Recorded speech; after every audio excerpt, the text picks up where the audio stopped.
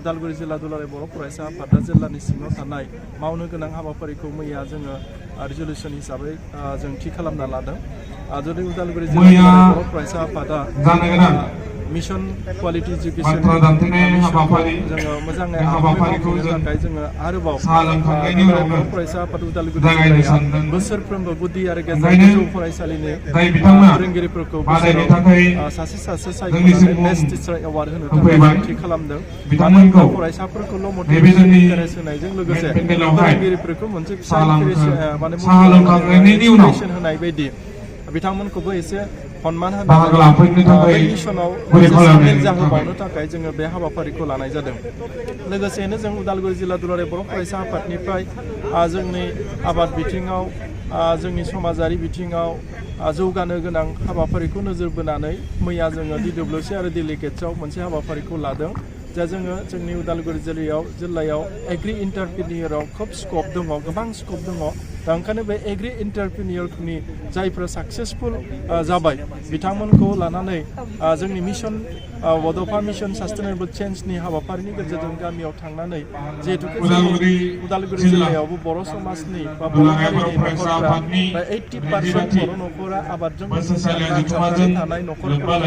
आरोबाव गोजौ थाखोनि आबाद मावनानै जोंनि न'खरारि रांखान्थिखौ गोजौसिन खालामनो थाखाय जों हाबाफारि मोनसे फोसावनाय जादों। आरो बेनि गेजेरावनो जोंनि रांखान्थिखौ फोजौखांनानै जिहेतुके बे रांखान्थिया गोजौ जायोब्लासो जोंनि न'खर आरो समाजा गोजौ जायोब्लासो फैबाय थानाय जेनेरेसनखौ मोजां मोनसे हायार इडुकेसन होनायाव बै आबादारि न'खरफ्रा जोंनि फरायसाफोरखौ मोजां रोखोमै मोजां स्कुल कलेज इउनिभारसिटियाव थांहोनानै बा बिदेशआव थांहोनानै फरायहोनो हानाय मोनसे परिबेखौ जाहाथे खालामनो हायो बे नोजोरखौ जों होनाय जादों। दुलाराय बर' फरायसा आफादा समाजाव नुजानाय उदालगुरि जिल्लानि सिङाव थानाय जे एन्टि ससियेल एक्टिभिटि जुवा आरो गेम्बलिं बेफोरखौ गोख्रों आखाइजों होबथानो थाखाय रिजलिउसन मोनसे लादों। आरो बेनि गेजेरजों जोंनि समाजाव थानाय जिखिनि निसा जुक्त बाहायनाय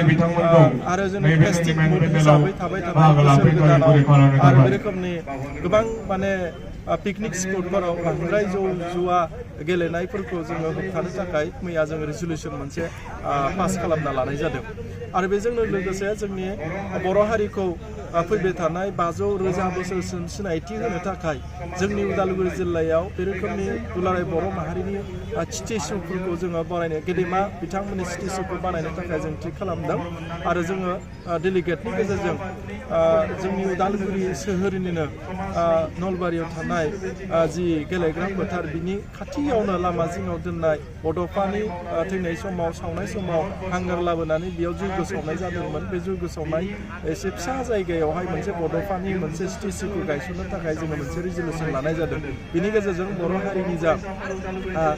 सोमावसारनायनि बड'फा बिमुं जिहेतुके होबाय बिथांखौ मान होनानै बर' हारिनि जे नेरसोना बेयाव थाथों बेखौ साननानै जोङो दुलाराय बर' फरायसा आफाद उदालगुरि जिल्लाया जोङो डेलिगेटनि गेजेरजों बे रोखोमनि स्टेचुखौ जोङो मुंख्लं बड'फानि खाम्फाखौ बेयाव गायसननो थाखायबो जोङो थि खालामनाय जादों। जानुवारि जागायबाय उदालगुरि जिल्ला दुलाराय बर' फरायसा आफाद आरो उदालगुरि जिल्ला बर' साहित्य सभाया थांनाय 26 डिसेम्बराव 2019 डिसेम्बराव जोङो गोसोखां बिलाइ होनानै बर' बिजोंनि फरायसालियाव बर' लेखाफोरा बर' बिजाबफोरा फैजोबैयाव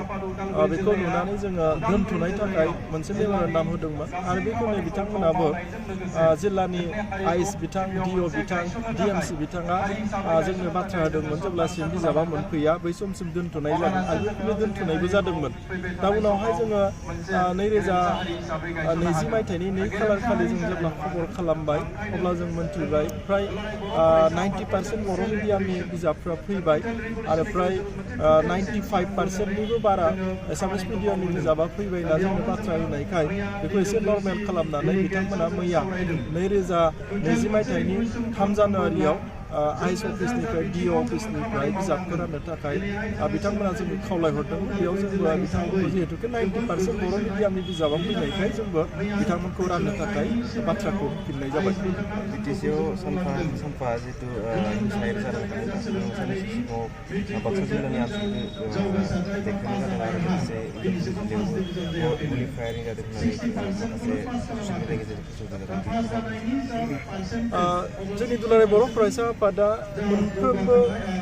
जि समाजनि बेरेखा खामानि बेखौ होबथाबोदों दा बाक्सा जिल्लायाव जों खोनादों रुपुहि आन्सलिकनि दख'रानि मावख'खौ बै दुथां मानसिफ्रा थांनानै सावहैदों गारि मथरखौ सावग्लुंना हैदों दा बेयो मोनसे जोंनि उदालगुरि जिल्ला दुलाराय बर' फरायसा आफादनिफ्राय गोख्रों रावजों सोंखारिदों जाय बिथांमोना दुलाराय बर' फरायसा आफादनि खाथियाव बा दुलाराय बर' फरायसा आफादखौ बे रोखोमनि दमन खालामनो नाजानायनिफ्राय गोजानाव थानो थाखाय उदालगुरि जिल्ला दुलाराय बर' फरायसा आफादनिफ्राय आङो गोख्रोङै रावजों सोंखारिदों मानो होनबा दुलाराय बर' फरायसा आफादा माब्लाबाबो बे रोखोमनि समाज बेरेखा आरो बे रोखोमनि समाजनि हेंथा मावग्राफोरखौ लाय होबोआखै बेखौ गोख्रों आखाइजों माने दबथायनो थाखाय सरकारनि बेबस्थानि गेजेरजों सरकारि एडमिनिस्ट्रेसननि गेजेरजों जोङो सरकारि आयेनजोंब्लाबो होबथानो थाखाय जोङो नाजाबाय थागोन आरो बिनिफ्राय मुक्त खालामनो थाखाय जों साफ्रोमबो दुलाराय बर' फरायसा आफादा साखाफारा जानानै दङ आरो लोगोसेयैनो बे रोखोमनि खामानिखौ जाय बिथांमोना दुथां खामानि मावो बिथांमोनखौ आं उदालगुरि जिल्ला दुलाराय बर' फरायसा आफादनिफ्राय गोख्रों रावजों सोंखारिदों मानो होनब्ला दुलाराय बर' फरायसा आफादा मोनसे समाजनि मोनसे जातीय मोनसे अर्गानाइजेसन बिनि सायाव आखाइ दिखांनाय माने गासै बर' हारिखौ माने आखाइ दिखांनाय आरो गासै बर' हारिखौ माने दमन खालामनो नाजानाय दा बिनिफ्राय बिथांमोना दुलाराय बर' फरायसा आफादनि सायाव गाज्रि नोजोर लानो सानदों बिथांमोना थाबैनो गोख्रैयैनो बिनिफ्राय आनजादनि थाखाय आङो उदालगुरि जिल्लानिफ्राय खावलायदों आरो बिदिनो थांनाय 2020 मायथाइनि 2 खालार खालिनि हरावहाय जोंनि पानेरियाव सासे पानेरि आन्सलिकनि अल आसाम स्टुडेन्ट इउनियननि बारग' आफादगिरि आन्सलिकनि बिथांखौ गुलि गावदों होननानै जोङो खोनादोंमोन नाथाय बेखौ जों तदन्त खालामनानै बा पुलिसनि सुलुंनिफ्राय मोनथिनो मोन्दों दा बेयाव जेबो गुलि गावनाय जायाखै दा बेखौ आसामनि गुबुन मिडियाफ्रा बे रोखोमनि मिडियायाव फोसावनानै गुलि गावदों बेखौ बुंना होनानै खोब सम्भब जोंनि उदालगुरि जिल्लायाव बा बिटिसि ओनसोलाव काखौ लानानै बा केबखौ लानानै जेबो हुलुस थुलुस मोनसे परिबेक जायाखै दा बेखौ खोब सम्भब बै दुथां मानसिफ्रा एसे डाइभार्ट खालामनो थाखाय जोंनि समाजाव बा जोंनि जिल्लायाव दुंदुं हाव मोनसे थासारि बार होनो थाखाय खोब सम्भब नाजादों दा बेखौ जोङो गोख्रों रावजों सोंखारिदों दा बे रोखोमनि जाय बिथांमोना खालामनो नाजादों बिथांमोना थाबैनो बिनिफ्राय बे रोखोमनि खामानिनिफ्राय गोजानाव थानांगोन अब्लासो जोङो जोंनि समाजखौ जोङो मोजां मोनसे परिबेकखौ जों मोनगोन आरो जोङो